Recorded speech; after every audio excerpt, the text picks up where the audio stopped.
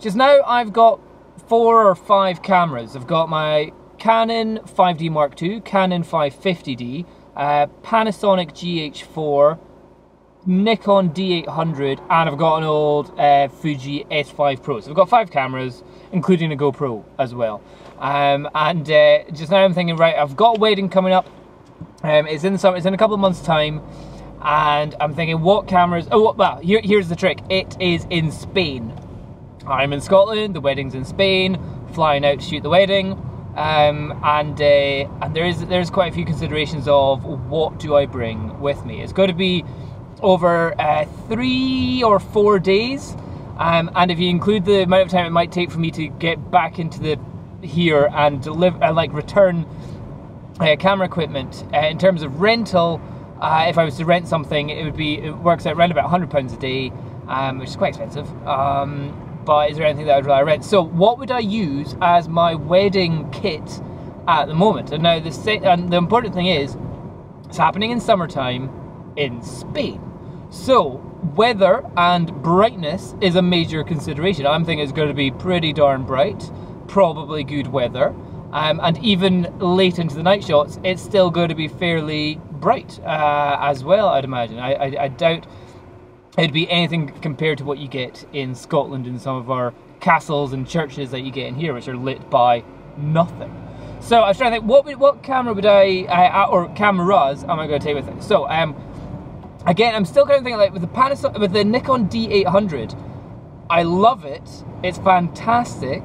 The image quality that comes out of it is great, but for a wedding, which potentially may be about 3 days worth of photos, that is going to, what that then becomes, that doesn't become just, oh, I'm bringing that camera and a couple of memory cards, is that I'm bringing that camera, multiple memory cards, I'm also having to bring a laptop to download the images, and also possibly an external hard drive to back up all the images as well. So it's not just, oh, it's a camera with big files. It's a camera with big files that you need to back up and have all that kind of stuff. So it becomes much more of a big-ass system.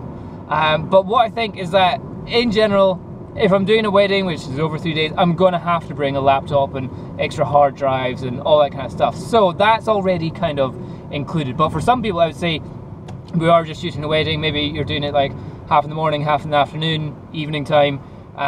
Sometimes you don't need to do all that backup. You can just take the memory cards out and just use multiple memory cards. But with the D800, with the size of the files that you get out of it, it becomes a consideration, definitely for me. Yeah, I can shoot in DX crop mode, which brings it down to about 10. No, what was it? About a 15 megapixel image, and that would be just as fine. But then I've got to do all the maths with all the lenses and all that kind of stuff. So don't quite know. In terms of my other cameras, the Canon, the only lens I've got is my 16 to 35mm f2.8. So that's great for the wide angle shots for inside the church, for the low light definitely as well. However, the only other lenses that I've got with that are ones that I'd have to use so it would be other Nikon lenses that I would adapt onto with an adapter, and I'd lose any form of autofocus. So that's another thing. And then there's the question of, do I do photos and video? They haven't asked me to do video, but it's all like the whole business phrase of under promise, over deliver. So it's always great to say, yeah, I'll take all the photos, and then when you're delivering the photos, I can go, hey, look, I also recorded lots of video parts during the ceremony, or during the dancing, or during the meal, or doing, you know, all that kind of stuff, just as a side bonus. Like, there you go, enjoy that as a little reminder as well. So there is a question of that, but that's where I think the Panasonic GH4 would be better. Smaller memory card, well, as in smaller size memory cards. I can happily stick in 2 32GB memory cards into that and shoot 4K and edit into the video any sort of movement into the video file. Again, with the Panasonic, all I've got is a 7 to 14mm ultra wide angle lens, f4, not bothered because it's going to be bright, but it is a bulbous lens, so I can't stick filters on the front, so that's a little thing to think about. And the other lenses that I've got for it would be, again, just using adapters. The Metabone Speed Booster adapter would be quite handy, but I'll be losing any form of autofocus again. So pretty much at the moment, it looks like my main camera will be the Nikon D810 for the main shots. So I'll use that with my Tamron 24-70 VC lens. That's the backbone of this whole thing. That is going to be the main stuff that I shoot all of this with, and that gives me That affords me a huge amount of ability to crop into the images afterwards and play around, and the image quality is just fantastic, so I've got nothing to worry about there. However, if I was to sell the Nikon D800 before I go, what would I do? What would I get? And the question is, would I go back and get the Nikon D750 again? Now, I complained a lot about the Nikon D750. Didn't like its handling, didn't like its build, didn't like its shape, didn't like its stupid button layouts, stupid menu systems as well. Ridiculous. But that was using it for multiple purposes. So I was going from video to photos, back to video, back to more photos, different lenses, all that kind of stuff. So that was doing the review. If you're doing it just for weddings, I'm just using you for the photos. I have done another video where I'm talking about how the sensor from the Nikon D750 is astonishing, especially with its high ISO capability, and the fact that it's 24 megapixels is a big difference compared to the 36 megapixels you get in the D800 or the 810.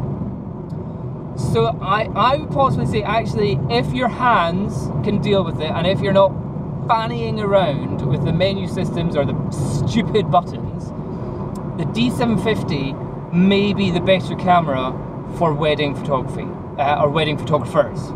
And I'm just wondering, should I try and sell the D800 and rebuy a D750 for a wee while and then sell it on again? Or, but no, of course not. I've just realised what I'm going to do. Far better would be the Nikon D610. You can get it for incredibly cheap, about £800 now, if not cheaper. D810 for around about £800 to £900, get a couple extra batteries with that. That's the same sensor that you get in the Nikon D750. Same ISO performance and everything there, same dynamic range quality and all that kind of stuff. Just a cheaper, lighter body.